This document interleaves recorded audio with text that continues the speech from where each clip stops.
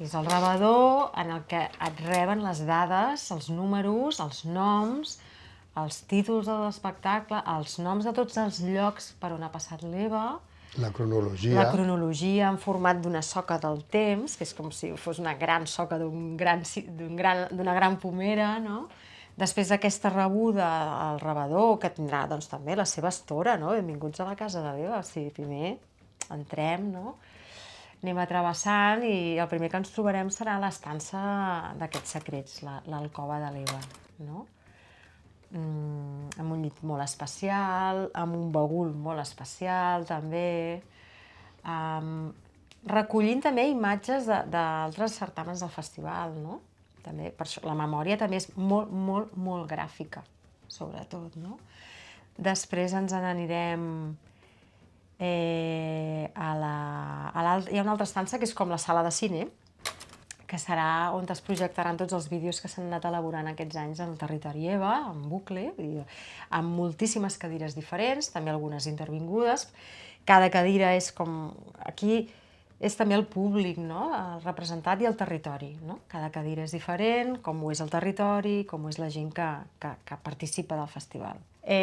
Després tenim la cuina, que és allà on es cou tots els elements, però des de què implica un festival, no? Des de buscar els artistes, redactar el programa, corregir-lo, tots els temes de producció, parlar això amb tots els agents actius del territori... Tot l'equip, els diferents equips de gent... Tots els equips d'això, producció, comunicació, lectura en veu alta, Eva Luden, o sigui, totes les branques d'aquest gran arbre, no? O sigui, recordo que al principi deies que això és com un gran arbre genealògic del que pengen moltes coses.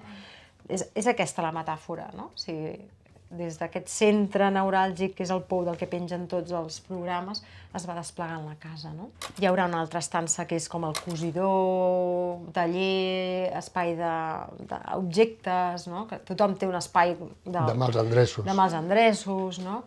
Però que a la vegada també tindran el seu sentit, no? I allà hi ha tot el treball d'implicació dels equips humans que de manera voluntària formen part de l'EVA. Després hi haurà el bany, en el bany hi haurà un text per reflexionar, interessant. Després ens n'anirem a l'habitació dels xics, no? Que és l'Eva Ludens, que allà es podrà connectar molt amb tota aquesta tasca educativa tan potent que s'està fent a instituts i a escoles, de portar l'oralitat a les aules. Després saltem al menjador, que allà està molt destinat als artistes, no? A la taula parada també ens paren la taula els artistes, amb uns camins de taula molt especials, amb unes peces de lluïment, no? Una mica de lluïment a la sala, perquè al final... la sala al menjador, no? Perquè també és un espai generalment on s'hi aplega molta gent, s'hi fan els àpats, les celebracions, llavors és un espai de celebració. I finalment la sala, que és el lloc en el que és més un lloc per convidar el públic a que pugui seure's, fer el cafè, mirar com la memòria visual a través d'un àlbum de fotos, del fanzine que recull les escenes del cementiri, no? Per viure al cementiri no cal morir-se, i una mica anant cap al tancament, no? El tancament...